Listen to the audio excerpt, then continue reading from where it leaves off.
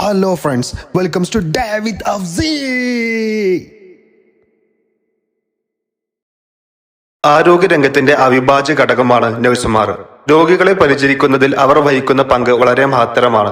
പകലും രാത്രിയും വ്യത്യാസമില്ലാതെ ആശുപത്രികളിൽ അവർ സേവനം ചെയ്യുന്നു. എന്നാൽ അവരുടെ സേവനത്തിനനുസരിച്ചുള്ള ശമ്പളവും മാന്യമായ ജോലി സാഹചര്യങ്ങളും പലപ്പോഴും ലഭിക്കാത്തതാണ് യഥാർത്ഥ സത്യം.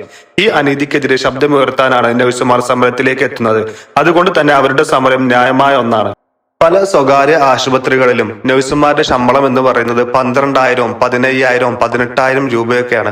4-5 വർഷം BSc നഴ്സിംഗും GNM ഒക്കെ കുത്തിയിരുന്ന് പഠിച്ചിട്ട് അവർക്ക് കിട്ടുന്ന ശമ്പളം എന്ന് പറയുന്നത് വളരെ ചെറിയ തുകയാണ്. അടയ്ക്കാൻ പോലും തികയാത്ത സാഹചര്യം ഉണ്ടാവാറുണ്ട്. 30 കിലോമീറ്ററും 40 കിലോമീറ്ററോളൊക്കെ സഞ്ചരിച്ച് ഹോസ്പിറ്റലിൽ എത്തുന്ന നഴ്സുമാരുണ്ട്.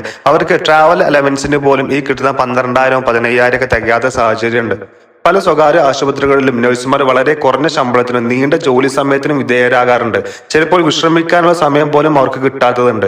നഴ്സുമാർ ഇല്ലാത്ത ആരോഗ്യരംഗം മുന്നോട്ട് പോകാൻ സാധിക്കില്ല എന്നതാണ് സത്യം. ഡോക്ടർമാരോടൊപ്പം ചേർന്ന് രോഗികളുടെ ചികിത്സയിൽ അവർ നിർണായക പങ്ക് വഹിക്കുന്നുണ്ട്. അതിനാൽ അവരുടെ പ്രശ്നങ്ങൾ പരിഹരിച്ചുകൊണ്ട് മുന്നോട്ട് കൊണ്ടുപോകുന്നത് എല്ലാ ആശുപത്രി പൊതുജനങ്ങളുടെയും ഉത്തരവാദിത്തമാണ്. അവസാനമായി പറയുമ്പോൾ നഴ്സുമാരുടെ സമരം അവരുടെ അവകാശങ്ങൾക്കും മാന്യതയ്ക്കുമായി നടക്കുന്ന ഒരു പോരാട്ടമാണ്. സമൂഹത്തിനായി വലിയ സേവനം ചെയ്യുന്ന ഈ വിഭാഗത്തിന് നീതിയും ബഹുമാനവും ലഭിക്കണം.